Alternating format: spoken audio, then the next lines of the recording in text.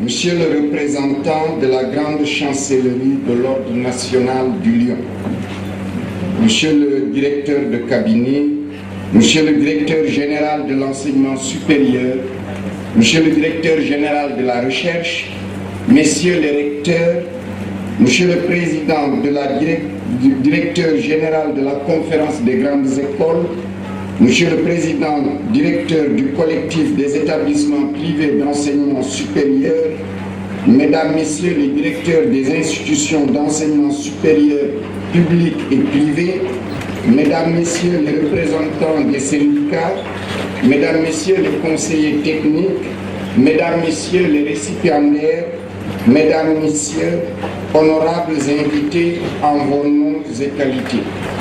C'est la deuxième fois que nous organisons, le ministère et le personnel qui le composent, cette importante cérémonie de remise de médailles pour honorer, au nom de son Excellence, M.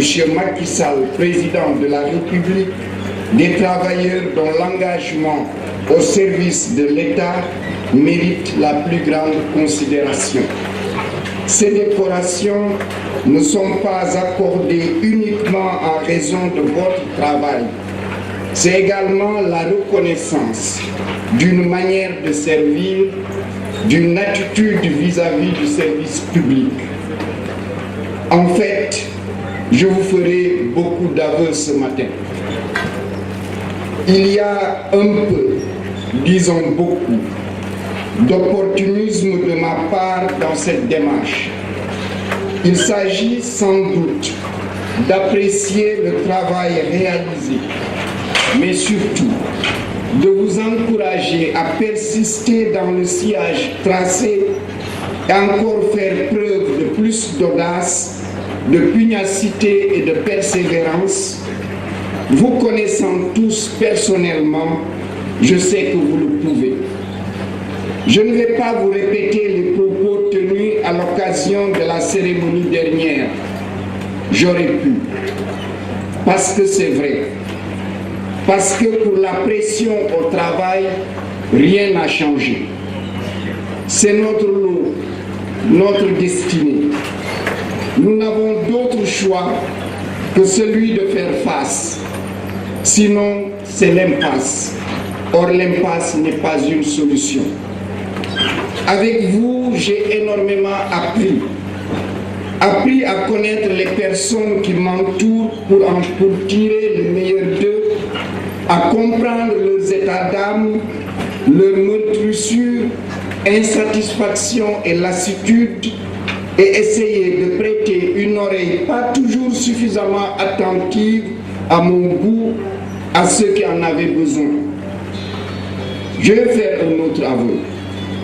Je suis convaincu de vous avoir imposé tout ceci, de vous avoir imposé mon calendrier qui est parfois horrible, mes heures de travail impossibles, mon impatience, vous avoir transféré un stress qui n'est pas toujours mien et de mon fait, vous avoir distrait de vos occupations familiales, de l'amour de vos enfants, de la présence apaisante de vos conjoints, vous avoir exposé dans ou à des situations parfois insolubles. Je vous fais à nouveau un autre aveu. J'ai vécu ça moi aussi. Et je vous comprends. Ne pensez pas un seul instant que je n'ai pas conscience des sacrifices que vous consentez et que je n'ai aucune gêne, en raison du travail, à devenir pratiquement membre de votre cercle familial. Il n'y a pas au sein du ministère quelqu'un qui apprécie autant votre dévouement à la mission qui vous est assignée, la générosité avec laquelle vous l'exécutez, l'ingénierie dont vous faites montre pour surmonter les obstacles ainsi que l'absolue et incorruptible foi que vous avez dans la nécessité des réformes en cours et l'obligation que nous impose la situation de l'enseignement supérieur de les réussir. C'est sans doute dérisoire de le dire au regard de tous les sacrifices consentis, mais je vais tout de même le dire. Merci pour tout. Encore une fois, merci. Au-dessus de l'affection pour ma personne que j'apprécie au plus haut niveau, je considère que ce qui nous lie aussi, c'est un fort attachement à l'idée de service public, à l'amélioration de son efficacité, à le rendre accessible à tous les Sénégalais dans la transparence, l'égalité et la responsabilité. Ce sont des principes que nous partageons et qui sous-tendent notre action.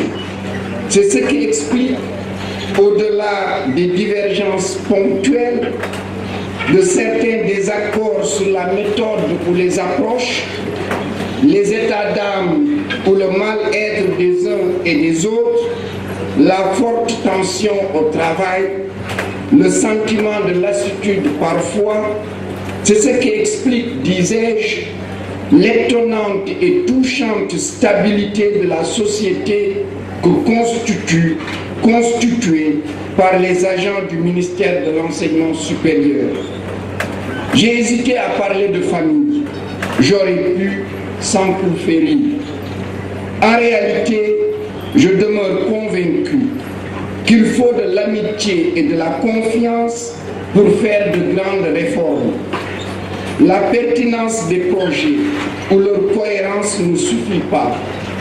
Il est aussi indispensable de les faire porter par des hommes et des femmes convaincus de leur nécessité et ayant en partage une forme d'idéal de vie et d'engagement sans lesquels il est impossible de faire face à tous les risques projets.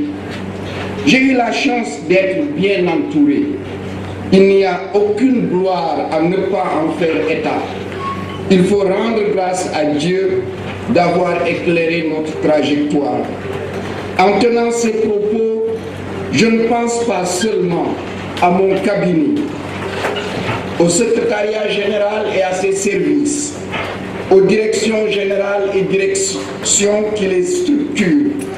Je pense aussi aux universités, instituts et écoles, mais aussi aux recteurs, aux coordonnateurs, aux directeurs, à toutes les personnes du ministère de l'Enseignement supérieur ou rattachées à d'autres structures déconcentrées ou décentralisées qui nous soutiennent dans notre mission. Il ne fait pas de doute que ce qui a été réalisé n'aurait pas pu l'être sans le soutien de nos partenaires techniques et financiers. Ils sont nombreux, mais on ne peut pas ne pas relever l'accompagnement exceptionnel de la Banque mondiale à travers le projet de gouvernance et du financement de l'enseignement supérieur axé sur les résultats et les programmes connexes, le soutien de l'USAID à travers le projet ERA, l'accompagnement de la coopération coréenne, l'appui de l'Agence française de développement et de la Banque africaine de développement, je pourrais continuer. Évidemment, toutes ces interventions n'auraient pas pu être mises en œuvre sans le soutien et l'appui nécessaires des pouvoirs publics. Son Excellence, le Président de la République, M. Macky Sall, tout particulièrement, et M. le Premier ministre, Mahamat Boun Abdallah Dionne. Quoi que la vie soit constituée d'un ensemble de projets, je pense que nous avons, à présent, dépassé la phase des projets au sens de dessin, idée, intention, plan ou programme. La phase de conception et d'élaboration d'une politique d'enseignement supérieur et de recherche cohérente, conforme aux standards internationaux et articulée autour des grands axes du plan Sénégal émergent est incontestablement achevée.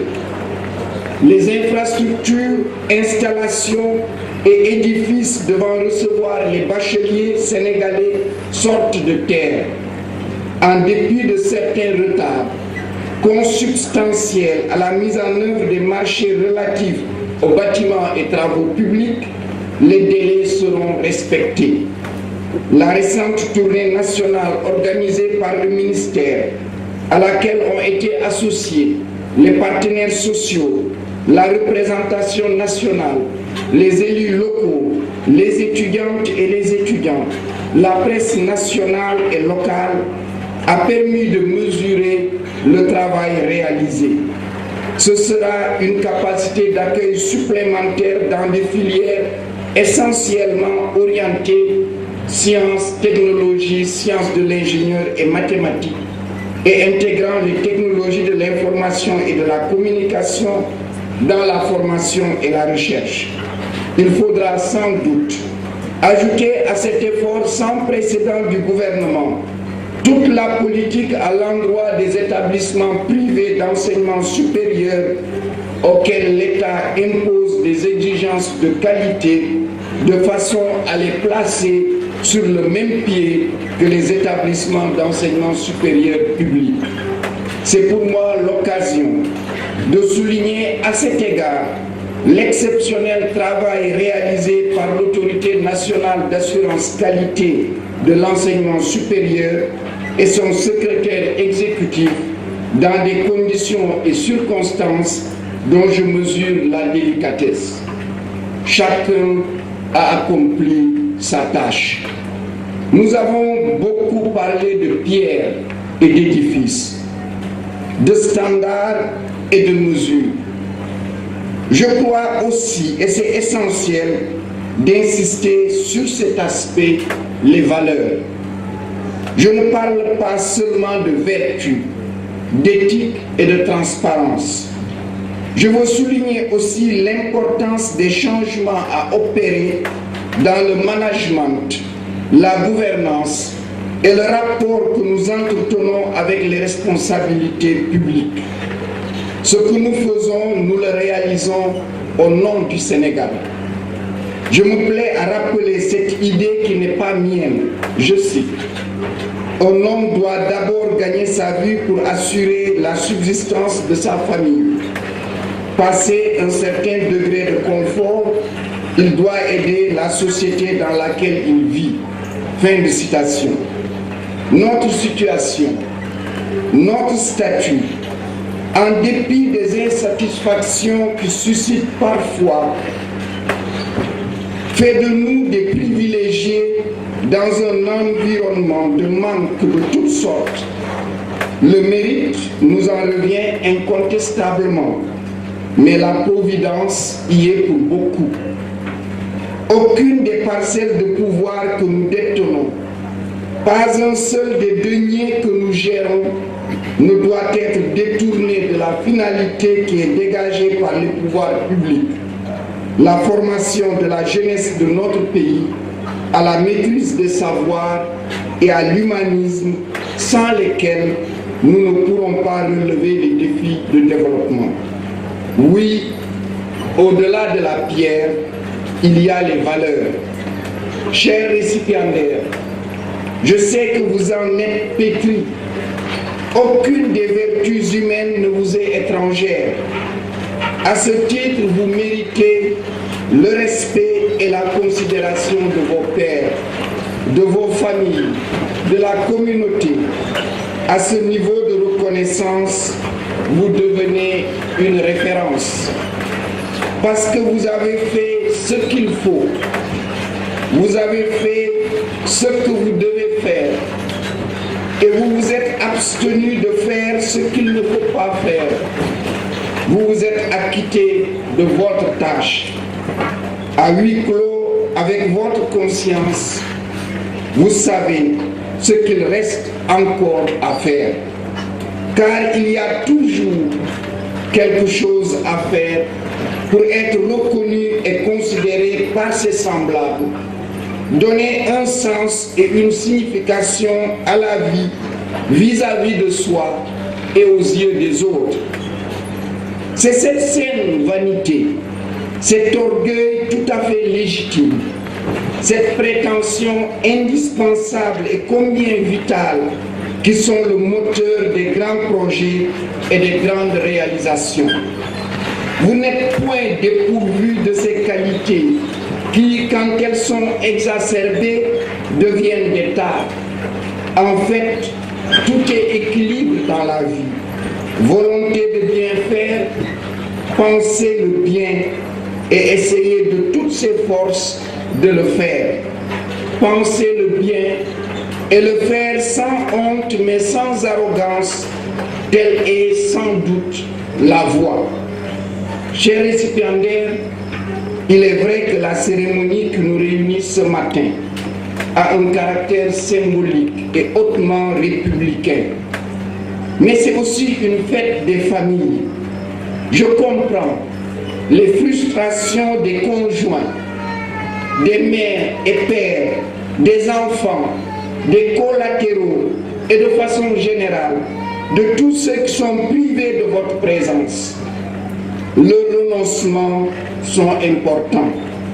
Il faut en tenir compte parce que je ne pense pas qu'il y aura relâchement à cet égard.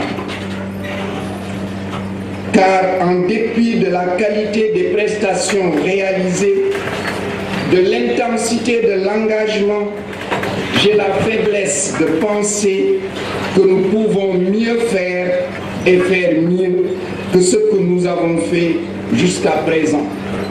Il s'agit à cette occasion d'associer les familles au projet.